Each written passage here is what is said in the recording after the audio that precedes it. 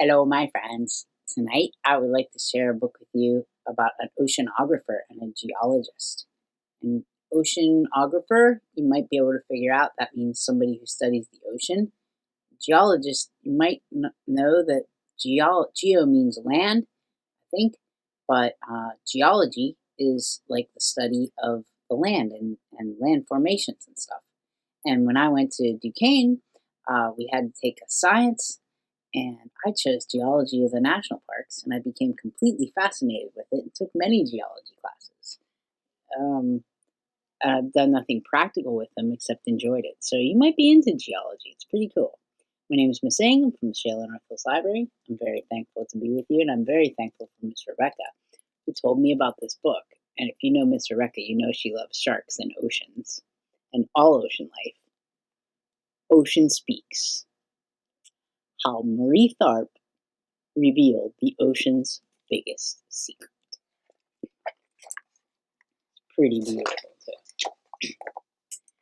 The beach was a blanket of squishy, soft sand, and Marie wanted to feel it under her feet. Shoes off, socks off, the ocean stretched out before her like a big blue mystery.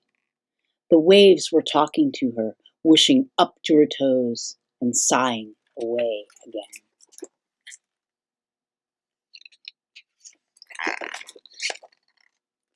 Marie loved going into the countryside with her father to search for treasures. She discovered forests and farmhouses, boulders and bird calls, wheat fields and waterfalls. Marie's curiosity was as big as the world she wanted to explore.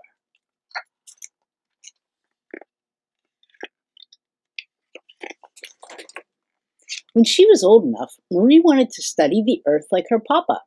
She wanted to be surrounded by rocks and trees, soil and mountains, sunlight and fresh air. But those were jobs for boys, not girls. When Marie was growing up, girls were not supposed to dream of becoming scientists or explorers.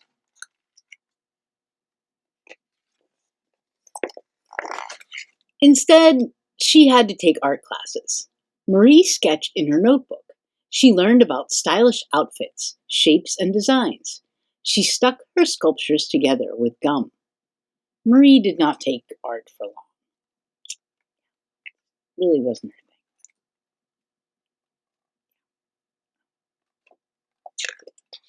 thing. Soon, many men went off to fight a war. With the men away, women were encouraged to learn science. Marie saw her chance. She began studying geology, math, chemistry, and physics. There was so much to explore. She discovered geodes and geometry, equations and elements, atoms and antimatter.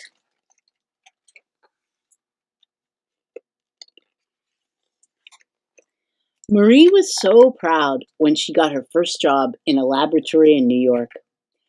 When her male colleagues returned from the war, they were sent on research trips. Marie wished she could go too. They were sailing the Atlantic Ocean using high-frequency sounds to explore the ocean floor. They got to work with the sun out on their skin and the salt in their hair. But women were considered bad luck on ships. Marie wasn't allowed to join her colleagues. She had to stay behind.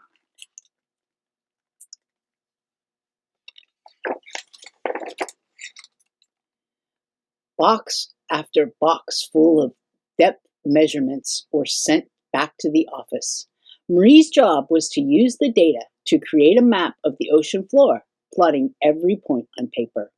She knew the ocean and its secrets were inside the boxes, so she set to work. Marie's fingertips became stained with ink. Eraser shavings fell to the floor. Her drafting lamp hummed beside her. She had found another way to follow her dream. With her map, she could be an explorer after all. Instead of the vast open ocean, she dove into tiny, cramped office. Instead of crashing waves, she sailed through reams of smooth paper. Instead of clouds, she dreamed of calculations. Instead of the dark, mysterious ocean depths, She swam through bottles of pitch black ink.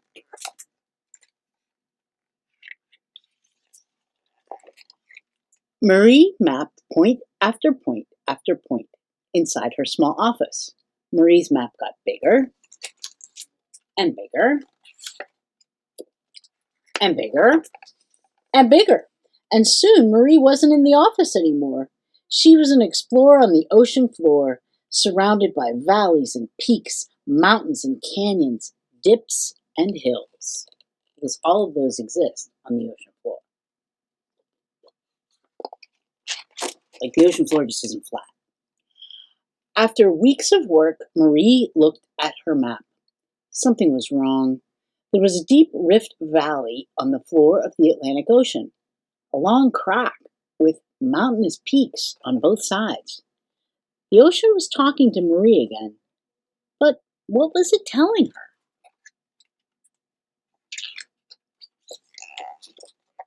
Marie showed the map to her colleague. He yelled, he argued, it must be a mistake, nothing but foolish, silly girl talk. He told Marie to redo her work.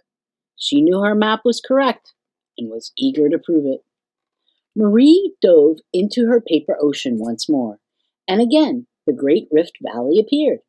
Like a seam on a baseball, the rift circled Earth on the ocean floor. Earth's crust appeared to have moved and shifted apart somehow.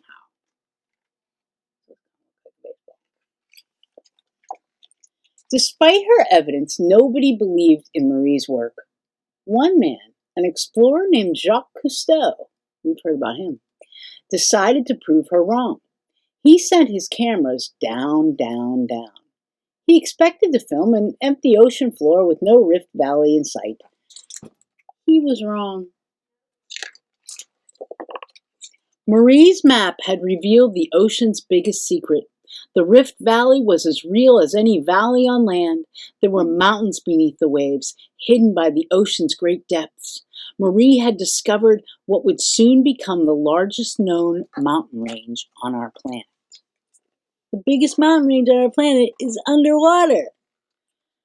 Her map became famous. Because of it, scientists started wondering, how did the ocean floor move like this? Was it still moving? What other truths could we learn by studying hidden depths? Marie's map opened the door for us to better understand our planet. The next time Marie visited the ocean, she listened to it whoosh and sigh around her. She felt the sun on her skin and the salt in her hair, and she smiled.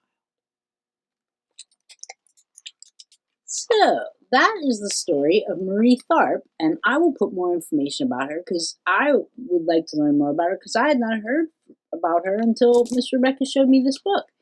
And I apologize for the stumbling over the words. My eyes are old, and the words, the black on white, isn't as dark as I needed it to be. My friends, I thank you very much, and whether you want to explore the heavens or the earth or the ocean, I hope so much that you'll be safe and that you will realize that you are a treasure in this world. And I thank you for the privilege of serving you. Give your beautiful brain a kiss. Give your loving heart a kiss. And look in the mirror and say, hey, good. Because you're all good. Just the way you are. Marie Tharp. Pretty cool. Pretty cool. So many thanks to Jess Keating and Katie Hickey.